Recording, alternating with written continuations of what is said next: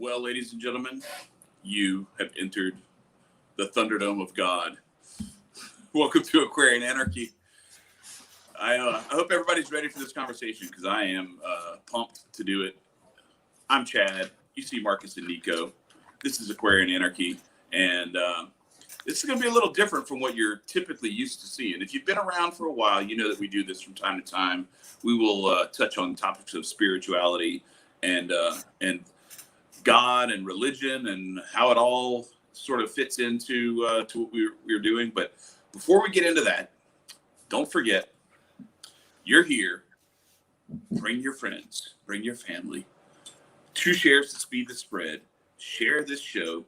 Hit the like button. Hit the subscribe button if you're not already subscribing. We're trying to get those numbers up. Because then we can start doing some other stuff. You can do like cool stuff like go live mobile when you get past 1,000. You get them followers. Hey, who was that? Nico, man, come on. Hey, I'm sorry. But anyway, and also don't forget, go to our Patreon. We have a number of really good patrons, and we appreciate them. We added some more at the end of the show last week. That was really cool. But come join the party, and remember, at the $5 level, you get to join the Anarch chat on Telegram. That's a really good place to be. Lots of really cool conversations going on down there. And so I just want to get into, one more thing. Teespring. We have our store. All these links are in the description below. But we have a lot of really cool gear. And a lot of the gear actually is inspired by some of what we're going to talk about tonight. Marcus has made some really cool designs. And I don't know, I might get you to post some images while we're in here, while we're discussing some of this stuff, because I think that would be fun. But without further ado, let's get into it. We got some people jumping into the chat, ready to go. Gentlemen, we are going to talk about the big man or woman or Jesus, just call it down. it. Just call God it. Yeah. We can't specify what God is. It's highly ignorant to place some kind of, and that's, I'm sorry for coming at people's religions, but that it just irritates me for people to automatically be, oh, it's the big man in the sky, and then you get that Family Guy old little like picture in your head of God with the white beard, the robe, and the little balding spot. It's like, come on now, this God isn't it if we want to call it anything, because you can't specify if God's masculine or feminine, because at the same time it's both. And on top of that, you're narrowing God down when you say he or she. You feel me? I'm not going to disrespect God, but God's a fart cloud. Is a fart cloud. Or is God a man and nature is a woman, and the two are like a great marriage of like creation? That sounds an awful lot like the Gnostic doctrine of Sophia, and those kinds of ideas. So what you're talking about, Chad, has absolutely been discussed a dozen times. But I'm kind of with Nico on this one. I prefer to see God myself as more feminine, but God certainly isn't any of that shit. To me, God is just the consciousness of the universe. When you add up all of the things that are conscious, that's what that is. It is the absolute consciousness that permeates all things. And before people are like, that's not very scientific or whatever, I don't give a fuck about your science, because that's just a belief too. And number two, science is actually starting to look at consciousness as possibly being one of the controlling factors of creation. And if that's the case, if that ain't God, I don't know what is. I'd like to add on to that. What we love to do, and not me as in we as in we as in me, what society likes to do is it's separated science and God. And that big old scientific revolution, if you weren't believing in God, you weren't getting your head chopped off immediately, but people looked at you kind of funny. I personally believe that, and like I said, I personally believe that God and science, you can't separate the two. Like, Absolutely. there's so many things that indicate science. Like, for example, one of my biggest follows of God is looking at nature. Nature is God. God shows you how to be patient because vultures wait until the food is right for the picking, but right enough to eat it. Or the patience of a crocodile waiting weeks on end for the gazelle to be dumb enough to try and drink water. Or it's the dung beetle, I think. It puts its eggs inside the crap and rolls it towards the sun so it can basically ferment and grow the eggs within it. And it's just like life. There's so many forms of consciousness that you have to view God from as God is. For sure. So, yeah. I thought that I would. The dung beetle gave us a pregnant pause there. I was waiting for you guys. So I wanted to say I find God in nature too. There you go. There's one. Big facts. There's one of Marcus's shirts. See, I told y'all. I didn't even have to like give the order. He just started spitting out shirt designs. Right. And there you go. Go to teespring.com Right. Prayer and Anarchy. Is that what it is? Yeah, something like that. It's down in the. Yeah, I gotta memorize this shit so I don't have to just like pretend like I know what it is. Right. Having the links, it's like knowing somebody's phone number. I don't know anybody's phone number. I just know the links in the description. So like, right. I know that Marcus's phone number is Marcus. That's all I know. Right. But one of the things that I personally, to go back to what Nico was talking about with God and nature, is I'm with you, and to me, the separation is a human thing. How could God be the creator of all things and not be nature?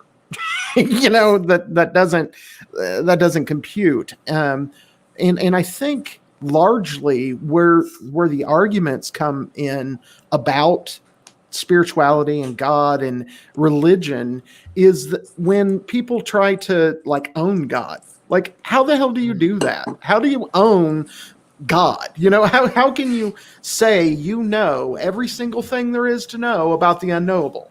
That makes no sense. The churches most definitely have that corner pocket filled in.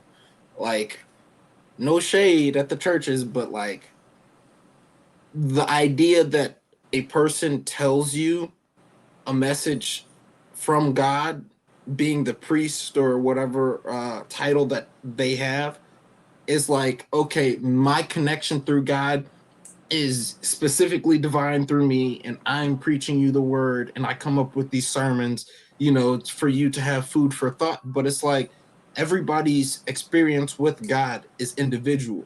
Granted, you can most definitely go to church and gain some knowledge from it. There's sure.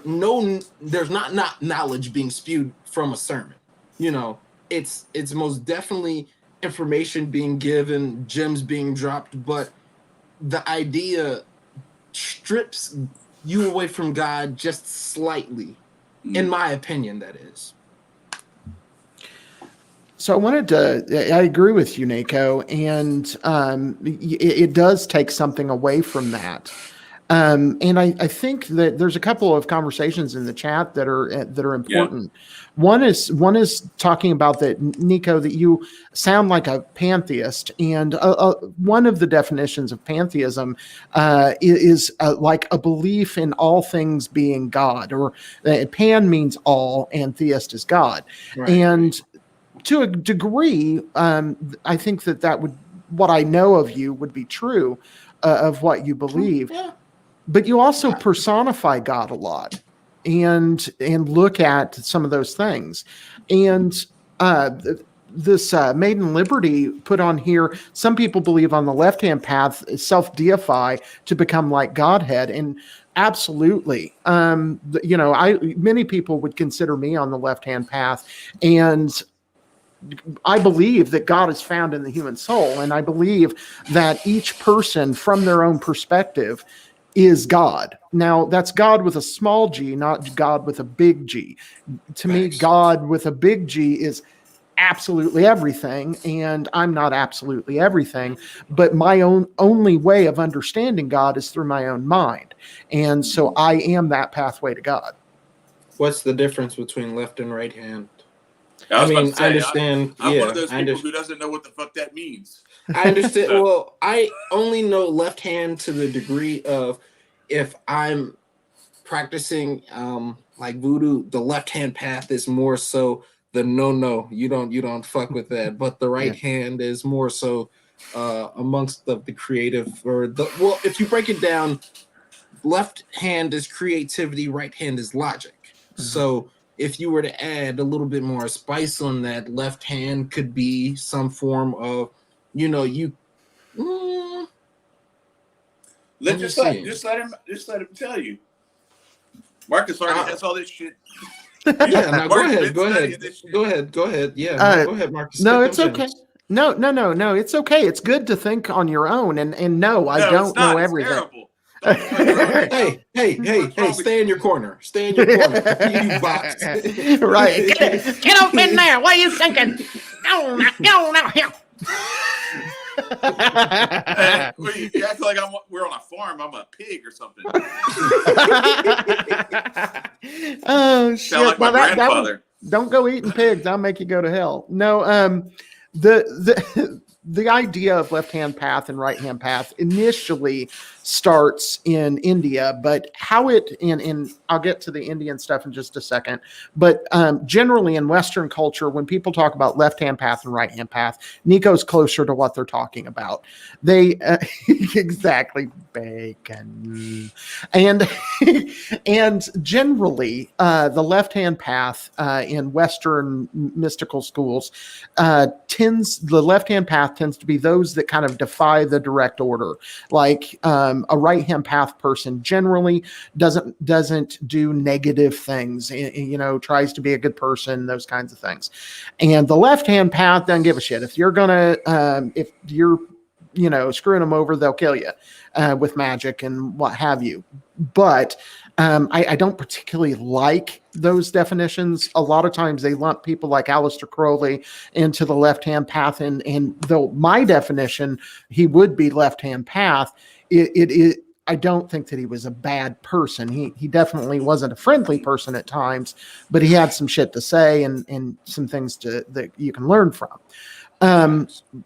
But I prefer the Indian version of the division, and generally what they're talking about when they're saying left-hand path and right-hand path is in Hinduism there are three different primary gods. There's Vishnu, Shiva, and Brahma. And Brahma is like the all god. He is every single thing, and he would be very much the middle of the road, which generally means like, not good, not bad, just middle pillar from the Kabbalah kind of in the middle thing. But Shiva would be left-hand path. He's the destroyer, and Vishnu is the sustainer or the creator.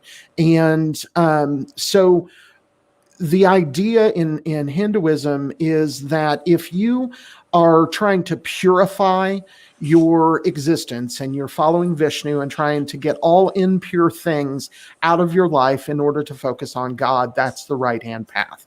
On the left-hand path is generally thought of as you just accept everything as God. And Nico, by his definition, would be left-hand path because it is the acceptance of all things, every single thing, even poop. And the left-hand path idea comes from that in Hinduism, generally people are right-handed and they don't use utensils in India. They didn't usually do that. And they also didn't have toilet paper. So you didn't want to eat with your left hand. And and so that's kind of where it came from. But the left-hand path accepts all things as God, even the things that aren't good or that could be nasty or challenging. Things like sex, drugs, rock and roll, those kinds of things would be all part of the pathway to God. And I would fall very firmly on the left-hand path with that definition. True. It's funny. I had a conversation 2 weeks ago. Yeah, it was about 2 weeks ago. And I was talking to a girl, and she was saying that she wasn't religious. I'm like, okay, well, let's hear what you got to say. And then I don't know. Well, I do kind of know. It's a trigger of mine. But when somebody says they're not religious, but they end up bringing Jesus into it, I'm Right. like, you're following religion in a sense. You're following the rhetoric of religion. So therefore, kind of makes you in a religious sense. Mhm. I personally say I'm not religious because I don't fall under one religion. I take it all and I clump it together like a big old Play-Doh and make a sculpture from it. Because at the end of the day, like I said, how I perceive God to be everything, God didn't exclude his truths just to one religion. He gave his truths to all religions. It's just certain things are misconstrued. But back to the story, she was saying that she was believing in Jesus to be somebody who was coming down to save us and things of that nature. And I was trying to tell her that we're all God in a sense. We're all just God living out different experiences. God is going to be atheist. God's going to be, Christian, somebody, a voodoo practitioner, somebody who's in Santeria. But at the end of the day, God is still experiencing every single aspect of life and what kind of life it could be, because a rodent is still God, still experiencing through God's viewpoint. Because, like I said, it is absolutely everything. So you can't just leave it to a minuscule perception of, oh, God's just in human beings and we just communicate through him. No, we have departed ourselves from nature, and therefore we can't connect onto the level that nature is connected to itself already. Yeah. So can I break it? Can I bring it back? Well, go ahead. Go Sure. ahead and finish your point. No, that's okay. Back to a more fundamental question. No, go ahead, Chad. Oh, does God exist, and can we prove it? Yeah. Yes. Let me tell you about these manifestation stories I've had. Chopping it up with the big OG. There's been plenty of things. Well, no, but human, can you really prove it? Like, can you prove it to the someone human else? thing is seeing is to believe, right? But my first experience with God or an angel, I got high as shit in my mama's car, or I was probably after my white mom, not my real mom, because she'd have murdered me. But I sat, and this was when I was going through a real meditative phase. I'd sit down and I was meditating, and this was like on a 30-day track, and the instructor was like, create some kind of angel that you have. I was like, okay, well, my protective angel is what is it? I think I called him Raul or something like that. And all of a sudden, So Nico's angel's Hell's Angel. Named Raul. 1 second. So I'm sitting down and I call Raul, and Michael was like, hold on, young lad. That's not my name. For protection, you call upon Michael. So I was like, what the fuck? So I jumped out of my trance and I was like, what is happening? So the weekend later, I was with my homie and we went to a crystal shop. And I was like, can you do me a favor and like look up the archangel of like protection or angel of protection? And lo and behold, it's Michael. And I saw a mouth open and talk to me, telling me its name was Michael. I just didn't come up with it out the wazoo. It was just a download. It's experiences that you have that you just cannot explain. If you want to meet God, go take a psychedelic, then come back to me. Sure. To be honest. For me, I certainly believe that there, and I want to back up. Chad and I were having a conversation earlier before the show started, and I want to kind of paraphrase Crowley and say that I don't actually believe, I know. And people say, well, how do you know? And the answer to that is because I have experienced it.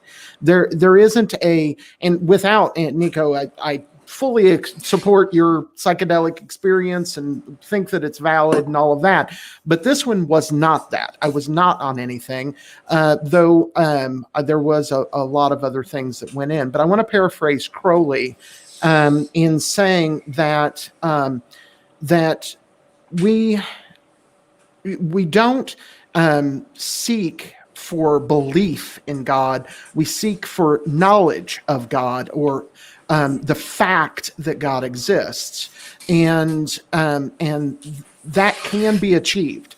I have achieved it. I do not believe in God at all. I know, I am 100% certain that there is a God. And you can say, okay, well, did you experience the wholeness as God? No, I did not, because I am still alive. And the wholeness that is God could not be experienced and survive. Right. But I have experienced physically an archangel. And it was not a protector. It was someone that I am connected to in my spirituality. It was the archangel Azrael, which is actually an Islamic god of death. He kind of took over the position that Gabriel or Mikael had at one time. And it's a long story, but long story short, I had an experience with the archangel Azrael that I specifically set out to have. I did a dedication ritual that involved killing a chicken and branding myself and all kinds of other stuff. It was a load of, oh shit, this is a weird experience. So just so people know, yes, I am a freak. Where's my what's that dude's name? I can't remember I'm not going to do it to you, Saul. I was about to put the clown up. Oh, right. Right. Because I just know Saul's getting scared shitless. Right. Hearing this story about the archangel of death. And if Jonesy's here, I don't see him in the chat, but if he's in here, he's probably talking about you banging goat shins together and sprinkling chicken blood and stuff. Yeah, it happens. No, people don't understand the depths that you have to do, and it's not always the case, but you have to go to depth in certain things to really experience what God is. I've most definitely learning Santeria, and I have to get back on my studying tip, but pause for all of you pause people. I had to like really understand that there's always a sacrifice. It's not always. People perceive sacrifices as, oh, the chicken's running with his head off again. No, you sacrifice something that is a figment of our imaginations, but it's so crucial to us as time. The time and dedication that you sacrifice to the ultimate being is most definitely something that's worth noted for, especially in this time and age, this generation and previous generations. My grandmother is a bold example. She is wholeheartedly 100% dedicated to God. She's got Bibles littered absolutely everywhere throughout this house. She's on the prayer line at 5 a.m. She's on the one at the middle of the day, and she's one at night, hours on end, just praying. That woman is hands down GOAT tier, and she's manifested protection amongst my family. She's manifested the abundance amongst my family and the closeness of my family. Like, if it weren't for her, I don't think I'd be this in tuned and this close to my spiritual side. And it was kind of difficult understanding and perceiving what God is, especially when you develop your own sense of questioning, because you're always told this, and this. But when you start to expand your knowledge, you take a step back and say, okay, well, is this something I have to unlearn, or is this something that I tack on to what I've learned already?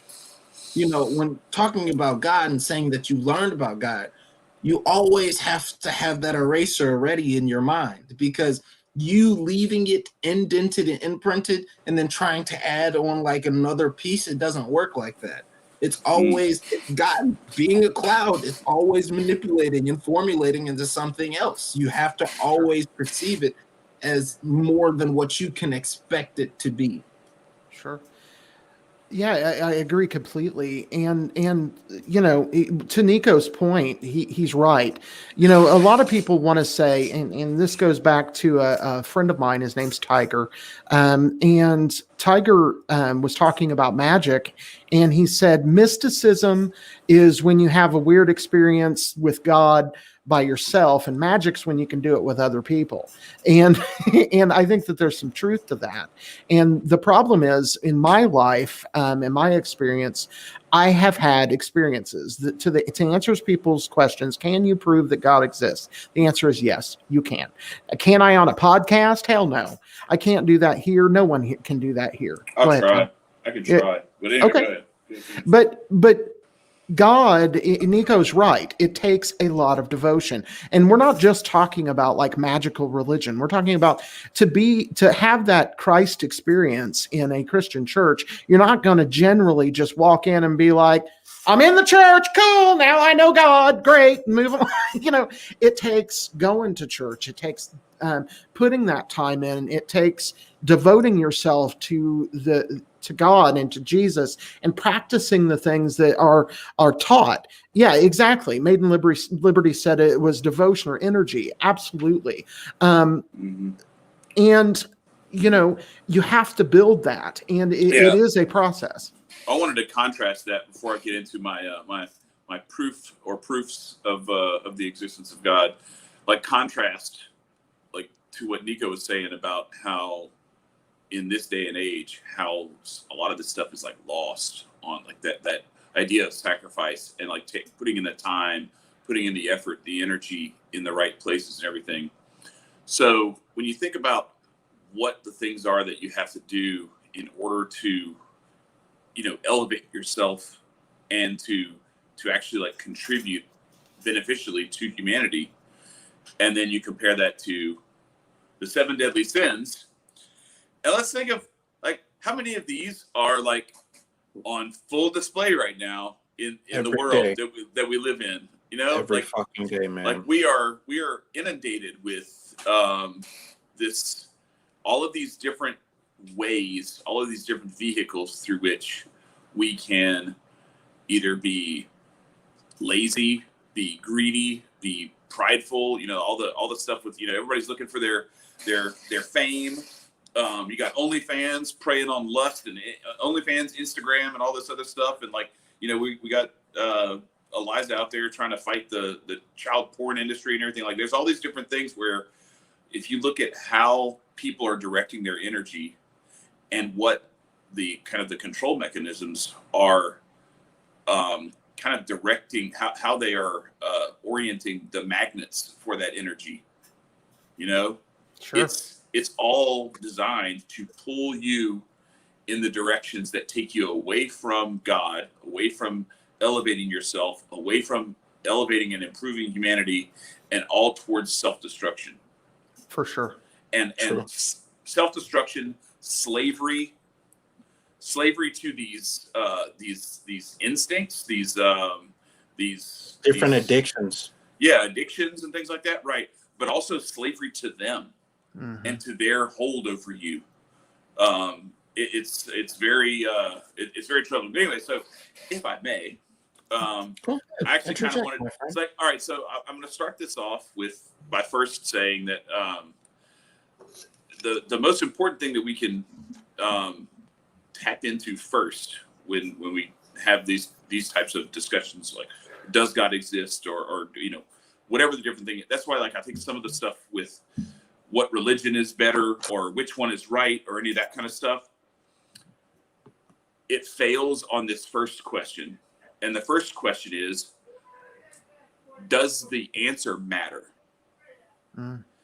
So I think, does God exist? Does the answer matter? Well, I tend to think, yes, it very much does, because it's it actually tends to bring us into either. And I ask this question, if God doesn't exist, why not be evil? You know, Mhm. and all of the different reasons that you can come up with, you know, like, well, because you know, bad things might happen to you if you, well, not if I avoid them, not if I'm evil enough to avoid, you know. We've seen there's a lot of evil people getting away with a whole bunch of stuff. Why are we not evil? You Right. know, It's that conscious, and man. it's that conscience, right? Exactly. So, but then there's all this other stuff. You know, well, it would be bad for society. You know, well, who cares about society? I'm evil. Like, I don't care. Right. So, like, an evil that's thorough enough has no explanation without the presence of the contrary. But that's not the argument for, or the argument as to why I think it's provable. And I'm not talking about like scientific proof, because I have am. you ever tried to well, but can you scientifically prove that you exist? Okay, Yeah. I can prove God as much as I can prove myself. There you Man, go. we are ones Right. and zeros. What the There you fuck? go. There you go. So now you see where I'm going. All right. So how what do we have to go through to get to this, or to go through this process of proving the existence of God? Well, the only thing we can do is we can go through philosophical proofs Mhm. that are not necessarily scientific, where we look at evidence and we say, okay, well, two hydrogen molecules and one oxygen molecule is water, and we've done that because we've replicated this experiment this many times, and it produces the same result.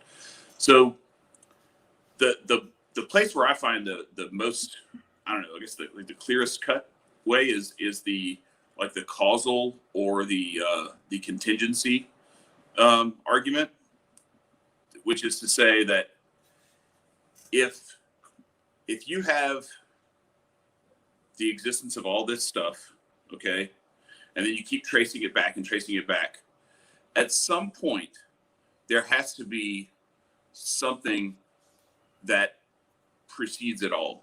Mhm. The Big Bang has to have, there has to be a An causal. origin. There can't be an effect without a cause. Right. Mhm. Okay. It's the problem physics faces, Right. is that you can't, negative numbers aren't real. Yeah, you can't have an effect without a cause. And if there is an effect without a cause, so to speak, that effect has to be eternal. Mhm. Because if time exists, if there is this things begin and then things end, right? Then in order to explain the universe, you have to think of it in terms of like a quantum method. Then you have to think of like all of these different possibilities existing at the same time. Right. So then why isn't everything already dead? It is. You know, like we're all here, we're alive. So what you said, Yeah, it is. you funny, Marcus. It technically is. It's just Well- that Time is a construct. Yeah, no, I agree. Time is a construct. Sorry, Nico. no. I was gonna say, time is a construct like a motherfucker. We just perceive it because All of this the shit 3D is. realm. Science is a construct. I mean, to Science think is a about way it, we described. Science is a thing we came up with in order to better understand the universe as it exists. well, science Sure. also was something that was used to provide a divide. Because you have people who just strictly believe science. You know, if you don't believe in science, then Mama Vid's gonna get your ass. But if you do or don't believe in science, you believe in the omnipotent being or cloud as it is. But time is only relative to us because of how we move and the bullshit ass structures of society that we live through.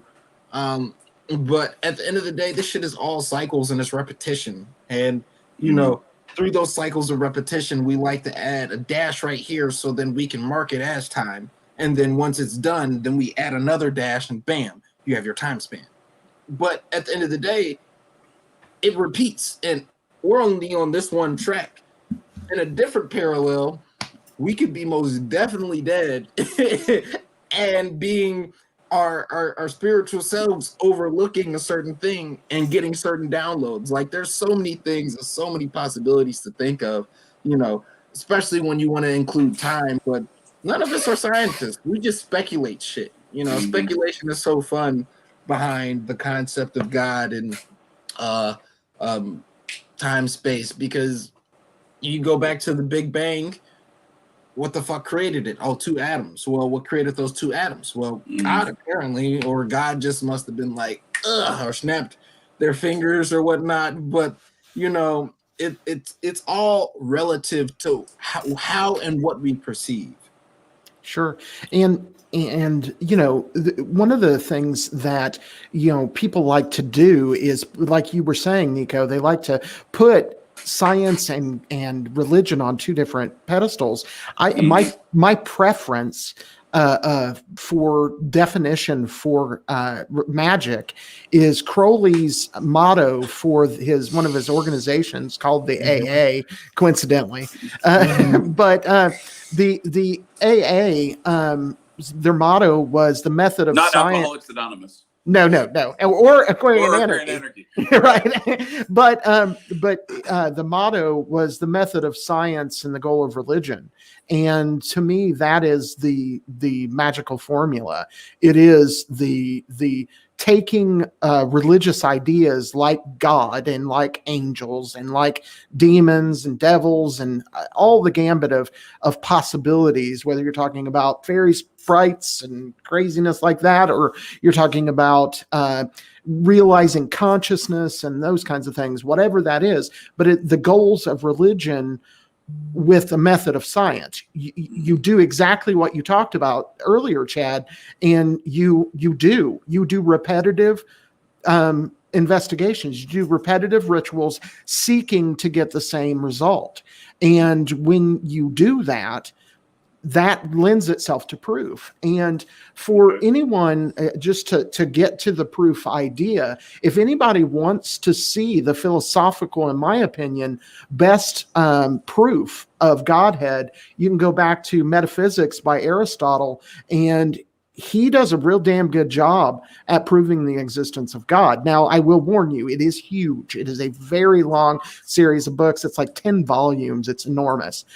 So I will warn you, it takes a bit to get there, but God is certainly provable.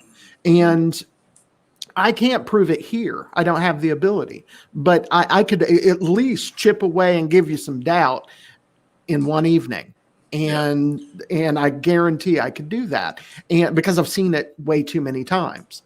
Now, when we get to that God, one of the things that I think that is important is, and this ties all this together, is you are right about something, Chad, and right about a lot of things, but in this particular case, you know, the question of does it matter? My answer would actually be no, it doesn't matter.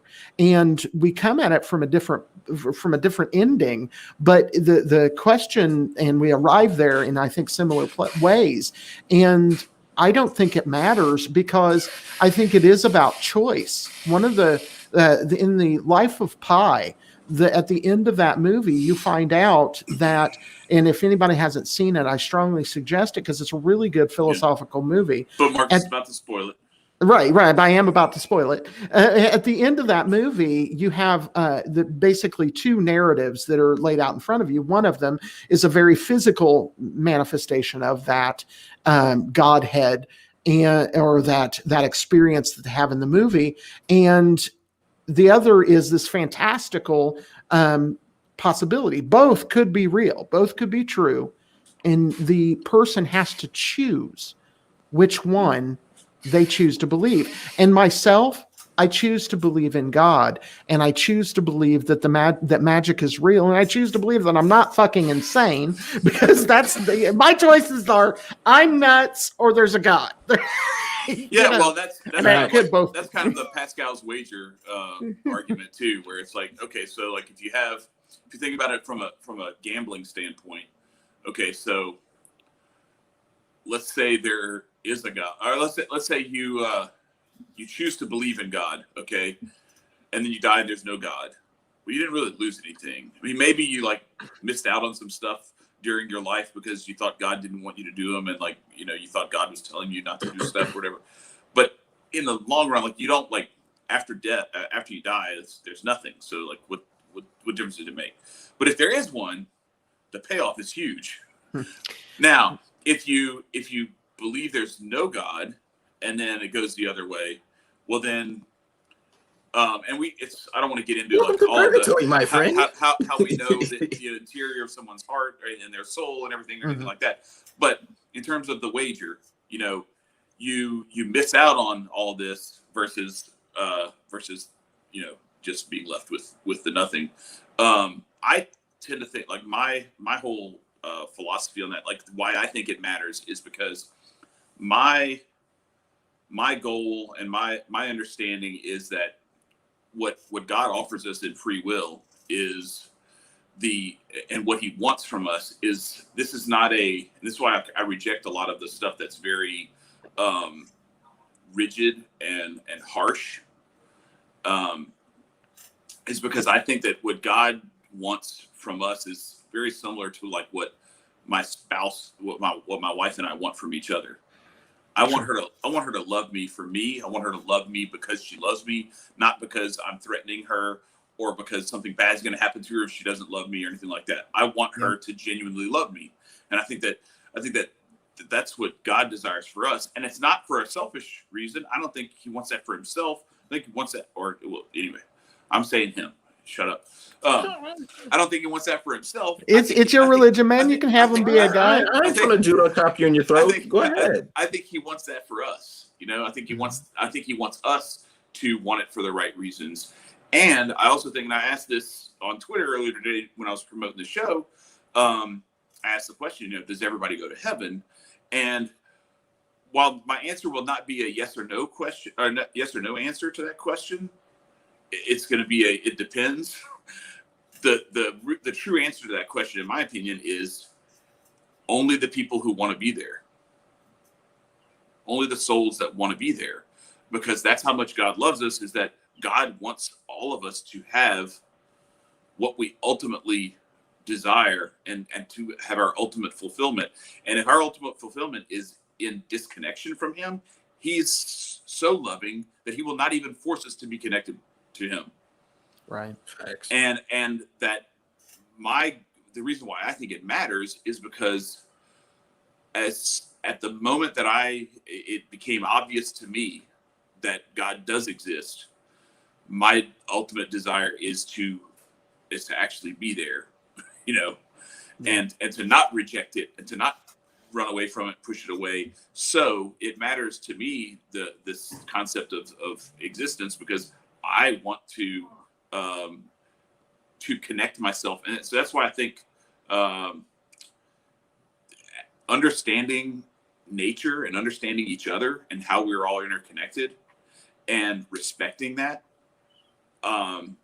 actually helps to make us, I think it's like a water and oil mixture, sort of metaphorical relationship, where the more we are incompatible, the harder it is for us to, even with ourselves, to allow ourselves to be connected with that, because we won't I don't know, I guess rid ourselves of some of the other attachments that make it to where we want to be with God.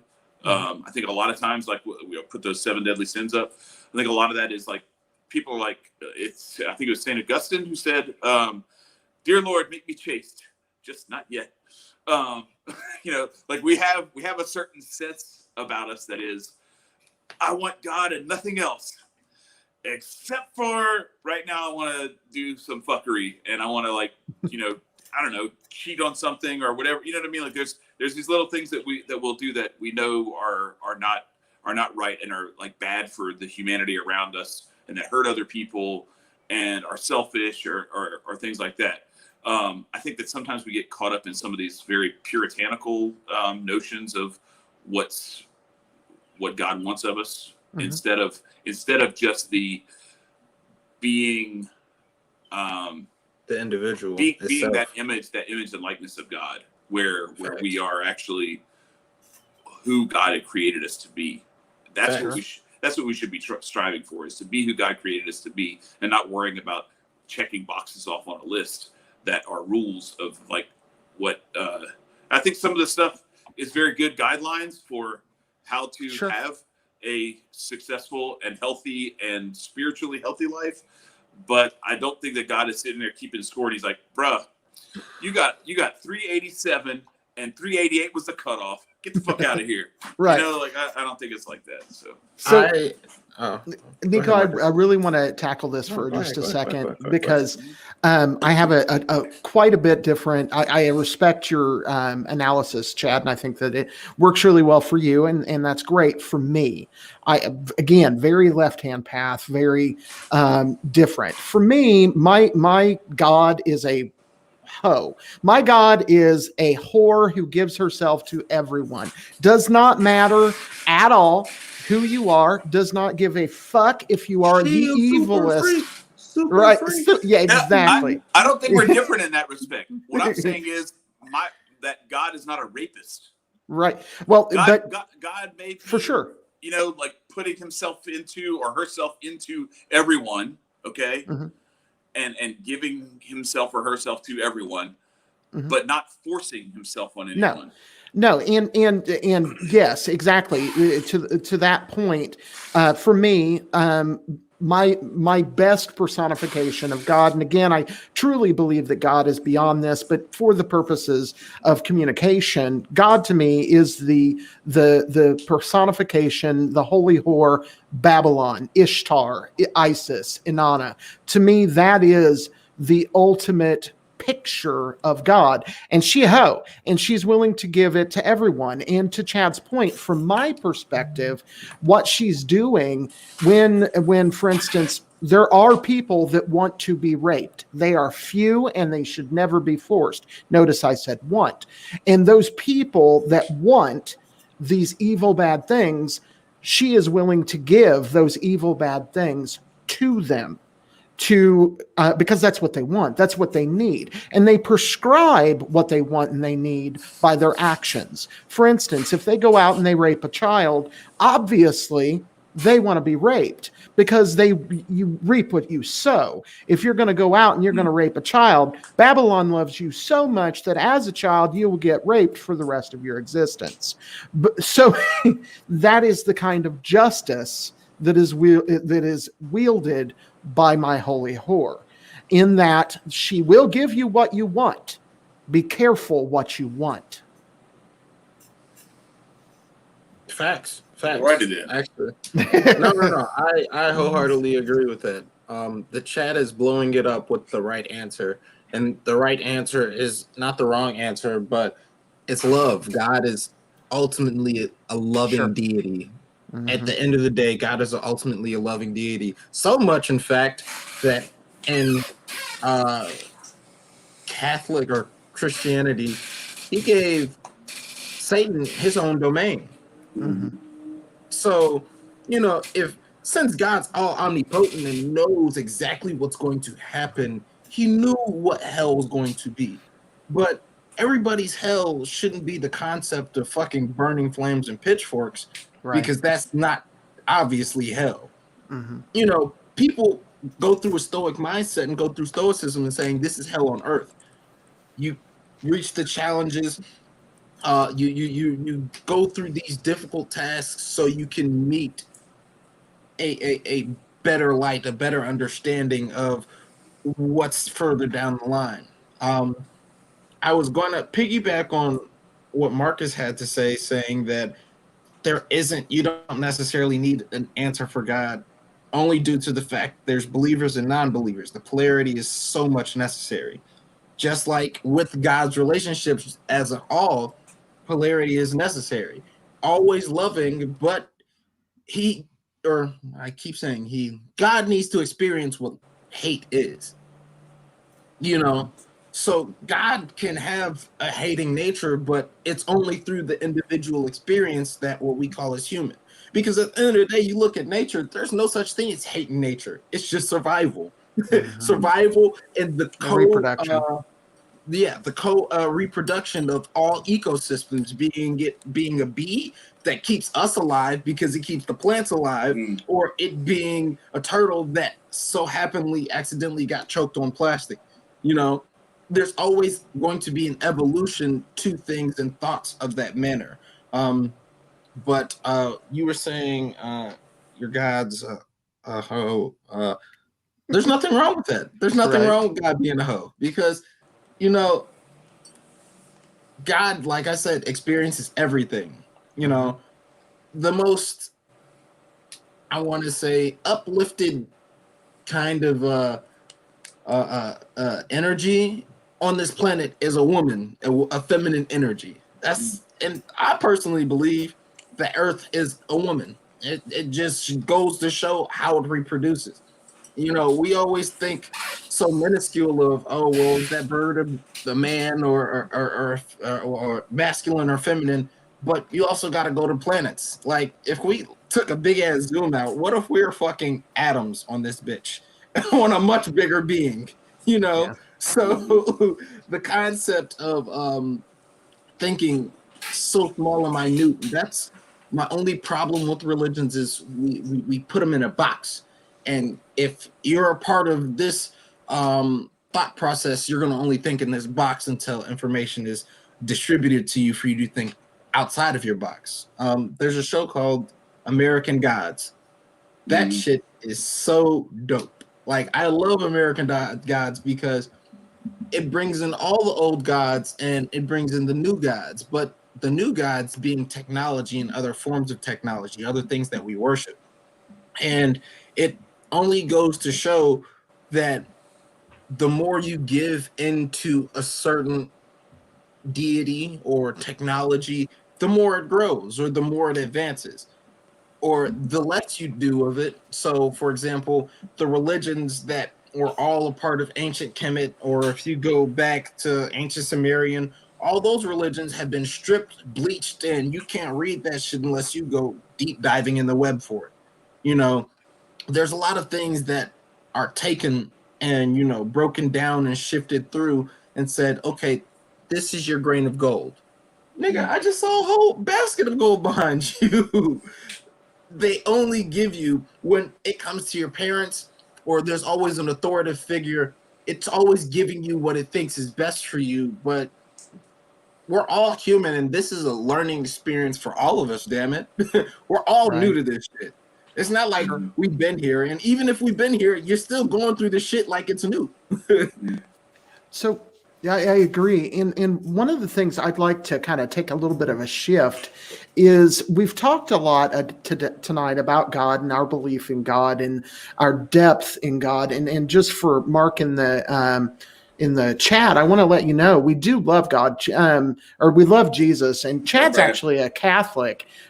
Jesus isn't disliked here. I just have different beliefs, and to me, Jesus is a saint. He was the Son of God, but so's Chad, so's Nico, so am I. And for me, that matters. But I want to take kind of a left field, and I want to go into one of the many reasons why we wanted to do this particular subject tonight. And that is that, you know, so much of our activities with Aquarian Anarchy are focused on what would be termed as politics. I would call it anti-politics, but on the fuckery of the state. And so often we lose sight of the fact that there are more important things than all of that fuckery. Even while they're doing heinous, evil shit, we've got to remember that God, our family, our children, our spouses, our friends are way more important than the fuckery that they're doing out there. And the purpose, in my opinion, to kind of bring this back to the primary subject, the purpose of what they're doing, in my opinion, is to sever that tie with God in whatever form you find. And in this country, that severing generally comes in the form of Jesus. And the reason is because the majority of the people in this country are Christian or Jewish. And with the Christians, they're trying to stop them from having and realizing, and by they, I mean government and government officials who want to set themselves up as God. And their goal is to make this reality, the reality that we consider as our world, as the planet, as this reality, as the only thing. And I'm telling you, I know there isn't a think, there isn't a believe. I know that this isn't it. And because I know that this isn't it, it is my duty and my goal to expand as many people as I can outside of this confined, what the Kabbalists would call Malkuth, or the kingdom, and expand themselves deeper into the foundation and hopefully into the beauty that is God, and eventually make it to the crown and unite themselves with God. That is my goal. My goal is to get us as absolutely connected to God as we possibly can in any way, fashion, or form. If you find your way to God through Islam, great, do that. If you find your way to God through Christ, great, do that. If you're a Buddhist, you're a Wiccan, you're a whatever, do that. Get to God. Prove, challenge yourself. Make it your goal to connect to that Godhead as much as you can. And those in power want to stop that. And there is a physical reason for that and a spiritual reason. The spiritual reason is that it gives them power in this reality if they sever that tie or try to sever that tie or weaken it. And the second one, which is a physical reason, is if you have lost all hope, then there is no other hope but them. And we cannot lose that, because the Maslow's pyramid is a thing, and the way you can skip from the bottom to the top is to have faith in a God, and it will make you self-realized, and they will have no power over you. Yeah, and so that's part of the reason why it does matter. And I don't know if I was like glitching or something. I was having some trouble seeing shit over here on this computer. But anyway, no, and I wanted to say too, for anybody who's listening and is because I know that traditionally speaking, even with the Aquarian Anarchy name and with all of the for some people scary imagery on the screen and everything, right? That even with all that sometimes some of these not so mainstream, especially American ideas, can be off-putting and stuff. I just want to say, like, to Marcus's credit, a couple of weeks ago we were talking about a lot of this stuff, and I was talking about how the response that, like, a lot of the Christian churches, and especially the Catholic Church, which I'm a part of, the response that they had to this last year in allowing, the government to tell people you can't go to church anymore, and they were just like, okay, like, I was really upset about that, and it really kind of disillusioned me about the whole thing. And I started I'm not gonna lie, like, it put a lot of serious doubt into me about what some of this stuff even meant to me anymore. Because if anything, I thought, okay, like, if you're for real, like, you're going to be like, no, like, this is a line in the sand. We're going to draw, like, we're not going to deny our parishioners communion and all these other things. And they were just like, no, it's okay. You don't have to have communion. I'm like, well, do we have to have it all the rest of the time that you told us we had to have it? Because, it's like this mortal sin if you don't do it. And I don't want to get into all that stuff, but I think sometimes a lot of that stuff is more is a lot of times misinterpreted by people to be it becomes a very Pharisaical type of discussion, and not so much of what the spirit of it is. And what Marcus did for me is, before we went, this is going into Easter weekend. I was going on vacation with my parents in Tennessee, and over Easter weekend, was Marcus kind of reassured me as somebody who doesn't do what I do, who was like, no, you got to keep doing that stuff, because, like, if they sever your ties to, like, what really connects you to God and what has connected you to God up to this point, it's okay if your faith evolves and you start to find things that are more that connect more with your heart and with the energy that you feel brings you closer to God. But if they if they start to chip away at that fabric that holds you in tighter and closer connection to God, that's when you're in trouble. Because that's like you said, they are trying to move you from a reliance on yourself and what's in yourself, which is God, and then the connection to the greater consciousness and collective that is the entirety of God and God's creation. The more they do that, the more you are left with no choice but to rely on them, because they will beat you into submission, and you will. I mean, you see the Stockholm syndrome that everybody has with all this shit. They are in love with their captors right now, and we have to be careful to not do that. So. Yeah, and that just, Chad, I appreciate that, and that's just me doing what I've sworn to do. You know, earlier someone asked, and I can't remember who it was, if Nico and I or anybody knew something about the Santeria gods, and the answer is yes, quite a bit. I've actually made an oath to the Orisha, or the Santeria god Shango, that I would do exactly what I did with you. I didn't come at you from my perspective. I came at you from your perspective, because you didn't need to find my religion. You needed to find yours. And I think that if people were more apt to do that in their lives, not only would we get along better, but we'd be more successful. You know, instead of bringing yourself into the conversation and being like, I know what's right, to use Jesus, in the Sermon on the Mount, it says, pray to me in secret. It doesn't say, it says, don't go out and bang on bells and, call attention to yourself, talking about how great and wonderful you are. You are supposed to pray in secret, because that's where God finds you. And all of that's lined out in one of the key tenets of Christianity, which is the Sermon on the Mount. And, it's all there. And those people that can find fault with that, I don't know how they could. That should be like the guiding light. Right. For anybody who considers themselves religious.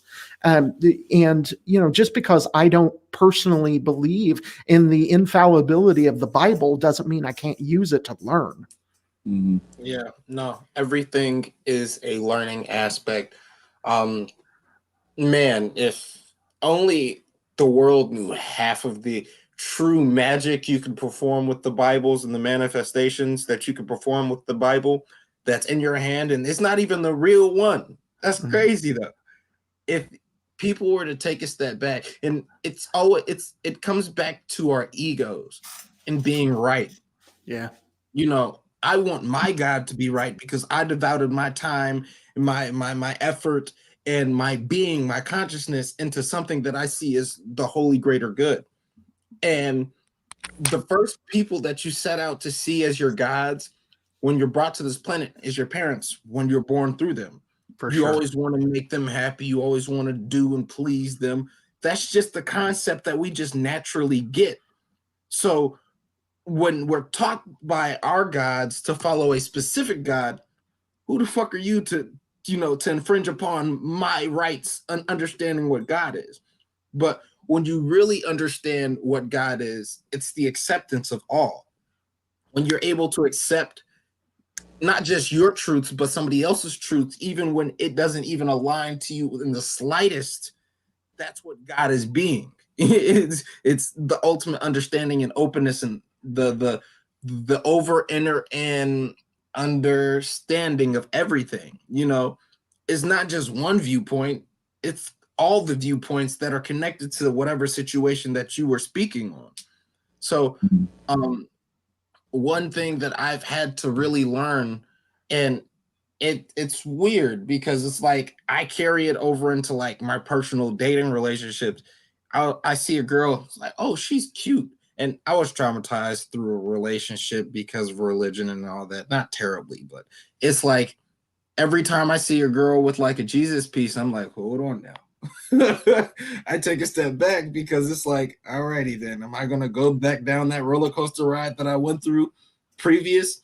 Because there's a certain guideline that specific religions follow, or a kind of mindset that a specific religion follows, but I can't attach that with everybody. That's me just thinking that I already know what this is going to turn out to be. I can't do that.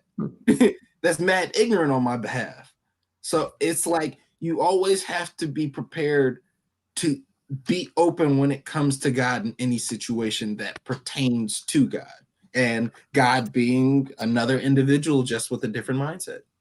I gotta say though, I'm happily married now, and I'm gonna be with her forever. My wife is amazing, but if I were ever in the situation where I was going to date again, I could not date a Christian. Couldn't do it, because they wouldn't be able to put up with my ass at all. No, couldn't do not it. at all. No, couldn't. But I've tried. I banged a Pentecostal chick looking up at Jesus. It was creepy. Jesus was watching you do the nasty it work. was awful. It was awful. Did his eyes follow you everywhere? Yes, it was creepy as shit. I didn't mind. I mean, don't get me wrong. The creepy factor kind of worked for me a little bit, but the Pentecostal chicks need love too. But they're going to make sure I'll get struck by lightning. Right. But my bad. We're being infidels on your behalf. Man, I'm used to being an infidel. But no, I couldn't do that just because I respect Christianity, and I think that Christianity is a very good pathway to God. It's just that kind of intimacy. In my opinion, my wife and I were made for each other because she has similar political beliefs, similar religious beliefs, and we work together. And to me, that has to be in a relationship like that. You have to have Amber and I aren't identical. We have some differences. I hope not. Yeah, right. Yeah, God knows we only need one of you. Right, for sure. God knows that's the truth. But no, I do think that that is essential. And to kind of tie that, part of I think what we look for from God is that experience of orgasm, that experience of Euphoria. pure elation and euphoria, which we've covered before, and I think that love and sex are ways at getting at that. So that's actually another one of the proofs, though, is that the fact that there is desire and that there is want that cannot be satisfied. Yeah. Here is actually in a philosophical, theoretical sense, is proof that there has to be something bigger, larger, something beyond this, because we have this. You have hunger because food exists, right? You have like sexual desire because sex exists. We don't have desires for things that don't exist. Right. Facts. It's not you're not going to find some like turtle that like has no stomach but is constantly like trying to chew on shit, and it doesn't have a digestive system, but it's like, damn, I want some berries, like what the fuck for? Anyway, it's there's another thing that when Nico was talking about the expanse of the universe and like how small we are relative to like all of existence, and to God, and to the, so if you think about it, and we talked about this is like that first phone call that we had, Nico, way back when before we started this, is so you think about your own existence, okay, just in the physical realm. So you start off as you're a sperm in a testicle. You're in this tiny little place. A gift from daddy. And you make your way through the vas deferens and all that stuff. All the fun stuff. Then you end up, you go and you find an egg, and then but that's like a huge like expanse, right? Like you go from where you were to like now you're in the female anatomy and you're like swimming around in there trying to find the egg. Well, you're already like, damn, look at this place. I didn't know it was gonna be like this out here. And then cold and dark then in you last go, place. yeah, then you go in there, and now you're like you're in the womb, and you start growing, and all of a sudden the womb starts getting pretty confining and everything. But it's still like, man, I don't know, like what's beyond this? Maybe it's just a bigger womb. Maybe it's a nicer womb with what the fuck are these feet for? What is this shit? I don't need feet. Why the hell do I have feet? And then you get out here and you're like, oh, wait a second. Now I know why. I know why I have feet. To You eat. know? To stick in my mouth. You're a That's- retard. Well, that's what babies do. Yeah, exactly. Right. They eventually figure out what the fuck their feet are for. But, no, but in that same sense, like we have no idea how big what is beyond here is. Like, look at where we came from, the confines of the womb, and that was all our consciousness could possibly fathom. We were incapable of fathoming anything beyond that wasn't brought to us through some, supernatural or whatever you want to call it, spiritual, transcendent sort of, I don't know, infusion or whatever. To go beyond that and to where we are now and the expanse of the universe, what is it, like 18 million light years or something like that from one end to the other is what has been said, but we don't even know because we keep learning more and more. It's always going to forever expand. And when it makes me wonder, like, is the universe expanding or is it just our understanding of the universe expanding? It's consciousness, baby. Does it matter? Right, no, exactly. Doesn't matter. I don't know. But what's beyond this? Like, let's do the universe versus that womb, and then, like scale it to what's bigger, what's that much bigger than the universe, and and what do we already have? What do we already possess in our consciousness, in our ability to like astral travel and to think of things, so that our dreams and all these things, like we wonder, like, well, what the fuck is the point of dreams? Like, honestly, like what Dreams is reality. What earthly purpose is there for dreams except that it's a taste of it's our feet in this womb. Yeah. Man. Well, and that's not even touching the surface. We're talking about things that we barely know now. What about the things we have no idea? Right. We don't even know to think about them. Right. We didn't know For to think us about what a tree was or an off oyster. this planet. We have no idea what half this shit is on this planet.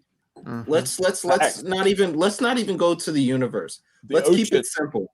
Let's go to the waters. The water. Yeah. Matter of fact, let's go to Antarctica. Like, let's perceive how this planet is. For one, I'm not a flat earther, so don't come at me with this shit. But for me to think that this planet is round, yet we have Nazi scientists who still run our fucking programs of NASA, it's kind of hard for me to believe a lot of shit this government just tells me to just believe. So I agree. they say it's a globe. For fuck's sake, South America is a lot bigger than what the maps portrayed it to be. The real map of the global map that we have in our textbook. Maps are racist. Bullshit map. Yeah, racist, just like minimum wage. So but seriously, the maps are designed for Europe and the United States to be prominent. Africa is huge. And it is bigger than it is portrayed in most maps. So big, it's almost as big as Texas. Yeah, it's bigger than that. It's a joke. I know. It's like 20 Texases. I know. It's a joke. Well, shit, That's Alaska like puts Texas to shame. Shit. Sure. That's the point. It's like we're given these concepts of understanding. Yeah, this is what our Earth is. It's like, nigga, you haven't given me a real photo other than like the 3D images. Like, what will it take for me to be able to perceive what this planet is? Oh, you got to be a billionaire. Well, that's not happening anytime soon. So what else you I'm got? not going to do that. Well, we got these globes for you. That's not helping me out at all. It's like, it's the proof theory of, is God real or not? And the answer will always be stumbling and stupefying people, because it's like, who are we ever, or when are we ever going to ever get the chance to like really know what the fuck we're on or where we're at in life? Sure. You know, you have to perceive consciousness, besides it growing and being connected to the universe and the universe always expanding. You have to like try and put it in a bubble for yourself so that it can continue to grow, you know, because bubbles pop sometimes because you get a eureka moment or that idea is completely shattered, but the bubble can always grow. It always has room to grow. We don't know half the shit that's down on these oceans. Matter of fact, we don't know half the shit that's underneath us at this moment in time. For sure. I was watching Godzilla versus King Kong. That movie was dropping a whole bunch of gems and saying that like the Earth could possibly be like Hollow. a hollow Earth theory. And it's like, well, if we put it like that, how big is this fucking planet? But you know, that's just Garth playing with the ideas. The thing is about flat earthers, to just back up to them, is the one thing I my opinion is that the earth is a spherical or spheroid shape. But the thing I like about flat earthers is they are challenging the narrative. And I think that, you know, asking for proof and not believing the narrative that is given to them by organized religion and government is a good step. That would be fantastic for people to do. Just the mere fact of like not settling for that's a stupid question, I'm not even answering it. Like that's, to me, that's like cowardice and bullshit. Like at least there should be like a whole bunch of like, you could point them to like several research, like, hey, look, I get it. Like, we don't have time to talk about this right now. I can't convince you in 5 minutes, but here's all these volumes of different, like, you know, equations that were done where like, you know, somebody was on this side of the planet and like the moon was here and the sun was there and the shadow was this long, you know, shit like, then you can get into like, all right, so you actually made some arguments. But look, before we lose this train of thought, this is Africa and the rest of the world's landmass. Yeah, exactly.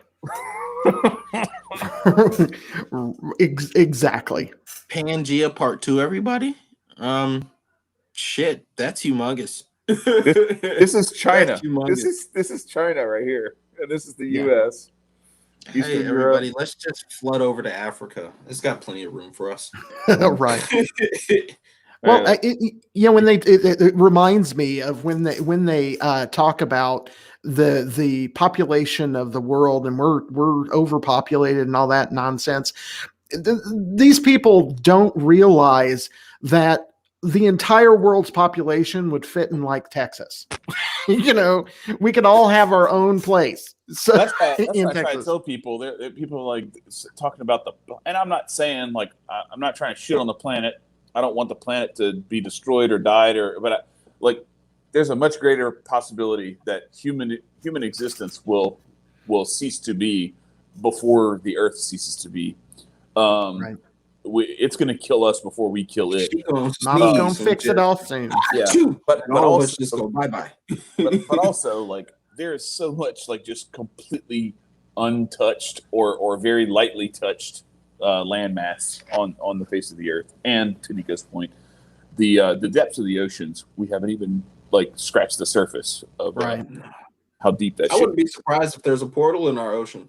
I'm not gonna lie to you. Now you're going. So you see, you're watching too much of them damn fucking Godzilla movies. Now you got the kaiju and the Pacific Rim theory coming out. Have you been down there? No, I haven't. I haven't been to. Okay, then, buddy. I don't think it's deniable yet. Look, all I'm saying is that those angler monsters, that shit not natural. Like, I can't even go into in depth on how many different species, subspecies, and shit like that just originate from the water. Yeah, no, there's some actually really cool stuff. We went to when we were in Tennessee. They have this big ass aquarium, and I won't get into like how like as cool as it is, it's still kind of sad to see like all this stuff where it's like, oh, so there's this beautiful creation of God, and it's in this fucking 30-foot tank for the rest of its existence. Yeah. Just running around, bumping into the windows and shit. It's like, God damn, man, y'all are Pissed fucking. off. But am I evil? Like, is this all good? Yeah. Well, at the end of the day, we can only make, and I think this ties back into the question of God and all of those kinds of things. We can only make our best guess, even though, I say, and I mean that I know there's God, but I couldn't tell you the ins and outs. I don't fucking know that shit.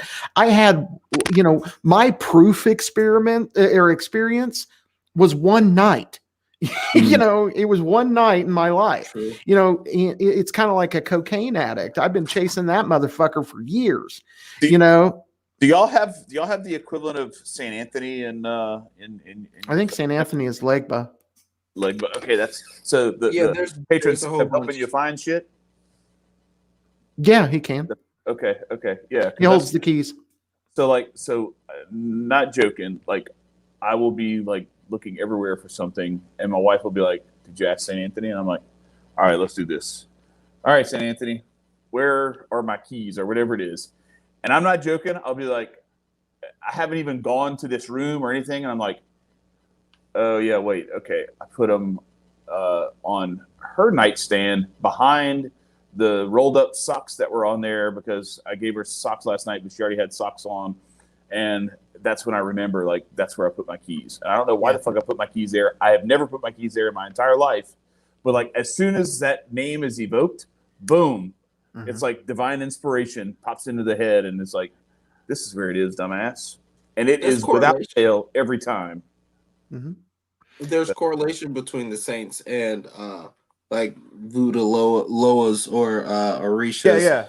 Yeah, well, they tried to connect them to make the I don't know, is it Congolese? Is that where it originated No. from, or is it? Depending on which version of voodoo it comes from. Santeria comes from the Yoruba tribe. Voodoo generally comes from Benin. The Congolese stuff is spread out through a few things. The Congolese stuff tends to be pretty dark. It usually is.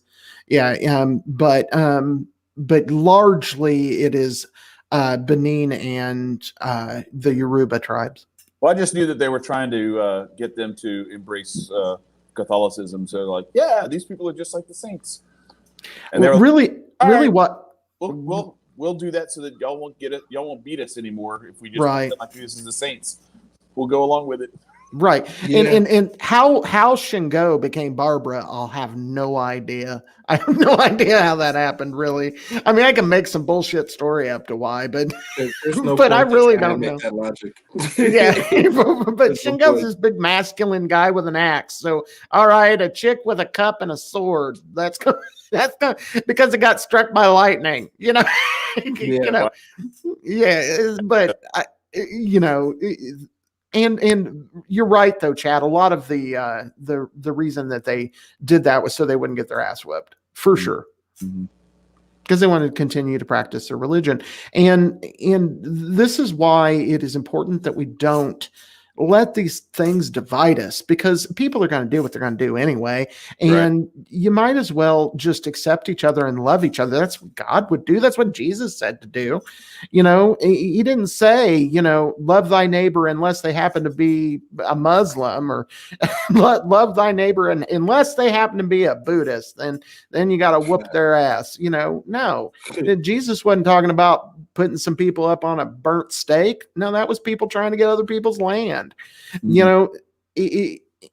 Religion has been the excuse for a lot of heinous shit. I will grant you it was done largely through government force, but it was the excuse. But that's not what God is, and that's not what spirituality is, and that's not what real spiritual experience is. Real spiritual experience is between the individual and God, and there is nobody that knows that but you and God. Alrighty. So this has been an interesting episode. Are you guys about ready to wrap up? Yeah, I got to move a whole bunch of fucking bricks tomorrow. So What a I wanna get weenie. as much sleep. All right. Well, this has been fun, and I've enjoyed watching, especially Sketch in the Yeah. in the chat. He's got some good insights as well. And I want to thank again all of our patrons that have joined us, that have stuck by us. And I realize that an awful lot of what we scream and talk about is politics and the like, and that's not going to change. Um, but sometimes it's good to step back and just say, you know what is God? The simple answer is God is love. Mm-hmm. Sketch Facts. is now a moderator too, by the way. So that's Nice. that needed to happen. Sure. Anyway, shout out to all the people who came through, and shout out to Saul G and Libre TV for putting us up as well. And don't forget, if you haven't already, go like this episode, share it as well. If you know some people who won't be too scared by all the stuff that we talked about tonight, hopefully they're not afraid of God.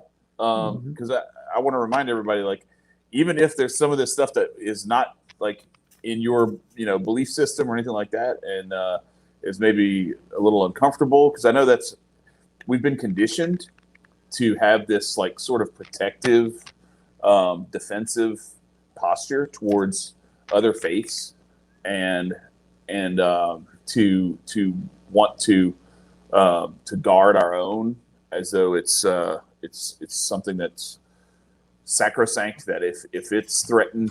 But I don't know, I would challenge everybody, if you feel like your faith is threatened by some of the stuff that's discussed, then maybe we need to examine a little bit more about what it is that we're looking at, so that we can understand it better and either believe it more deeply, or perhaps go through part of the evolution that I think everybody goes through to a certain extent or another throughout their life.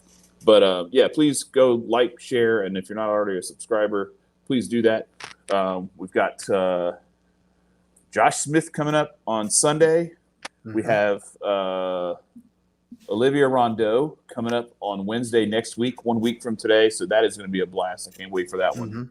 I look forward to Josh too. Yeah, really pumped for Olivia, but yeah, I'm pumped for Josh too. He had Brian on Hotep Jesus on last night on Break the Cycle. That was pretty cool. So look forward to having him on Sunday. It's going to be a little bit of a different ball game there. Another special episode, and then also what else? Oh, go to the Patreon and become a patron there. And at the $5 level, you get to join our Anarch chat, where we have some really good conversations. Sure. So, Learn a bunch of shit myself all the time. yeah, some conversations about faith, spirituality, all those things, but also some conversations about prepping, about crypto, about just how much the government sucks, and the way that we can solve our way out of that, and how we can all kind of come together. And we're a lot of collaborative conversations about how we can work together to create some solutions for each other on an individual and smaller community level as well. So anyway, we really welcome everybody to do that. And then also, don't forget, go to the Teespring store and grab. So Marcus has his Aquarian Anarchy background. Nico has his back there. We've got the T-shirts and hoodies and all the good stuff. Phone cases. I'm just wearing a regular work shirt today. I'm wearing one of Adam's shirts. I was not planning on being here tonight, but I wanted to be home when I did the show tonight, and so my camera's all fucked up because I'm sitting here trying to stream on my phone. But anyway, we really appreciate everybody coming through, and I hope you guys enjoyed it as much as we did, because this is a really fun conversation, and we're gonna have some more conversations similar to this about spirituality and the like going forward as well. But we'll be back to more political type shit these next few episodes. We got, I don't know who we have after Olivia. I don't remember what we have necessarily lined up, but I know on May 12th we have Felicia Killings, so we'll also be doing that. I'm gonna really looking forward to that too. Yeah. Thanks. Amber's looking forward to that a lot, because she's been following her on Twitter as well, and yeah, really likes her. So yeah, for sure. Awesome. All right, everybody. Well, we really appreciate y'all once again, and Marcus, stay free.